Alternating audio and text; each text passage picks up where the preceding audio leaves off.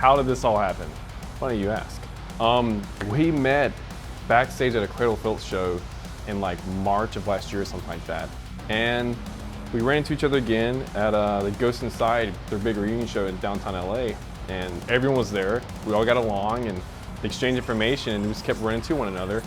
And of course, the inevitable thing that's gonna come into the conversation is, what are you doing right now? You know, what do you want to do? I mean, it all revolves around music. The first time we got together to write riffs was really cool. Diego just invited me down to his house, and he's not too far away from where I am. And we started writing riffs, and a riff would then develop into a song instead of just being riff salad. So it's, you know, it's like, cool, here's a song, another 3, 4, 5.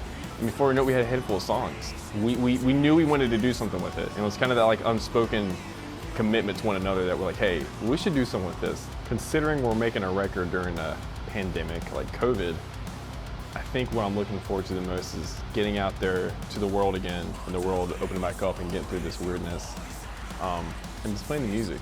And I think that's something that the entire world's looking for right now. It kind of shows that even though there's some weird, crazy times going on, that you can be productive and I guess try to make the best out of it. You know, granted, I'm not going to undermine the fact that it's crazy shit going on, but I think it's really important that we're making the best of what we can. It's kind of like, hey guys, we're working on something that's helping us. Hopefully, you know, when the world kind of can breathe again and we get through this pandemic, that, you know, this music will help you too. The recording process with Kyle has been really unique. It's been different. It's been effortless, it's been fun, it's been spontaneous, but at the same time, it's been extremely productive. So, and it was really cool to have an opportunity to work with him, and he's also from North Carolina. So that was the coolest part, you know, is meeting someone and kind of having that kind of connection, someone to kind of like, you know, joke around with, but know that, hey, we're all shooting for the same goal. So it's been great. I'm stoked that he's captaining the ship, and you know, couldn't be more thankful.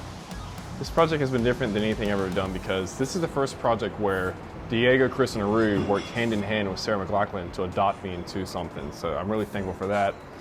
You know, thanks guys. Oh yeah. It's cool because it's fun. That's the most important thing. It's fun, it's effortless. They're great dudes. They're guys who I had a lot of respect for before I even met them. You know, listening to metal, I was familiar with bands they've been in and what they've done, and it was just cool. So I was really stoked to be involved. And now I gotta pull my own weight, so we'll see what happens. Bass guitar, how did this happen? They already had enough guitar players, you know? 2's enough, so I was more than happy to play bass. Bass is fun, and you know, Aru said I had to play bass. He said, it's what you gotta do, man. It's like, you wanna be in the band, you gotta play bass. So, thanks Aru.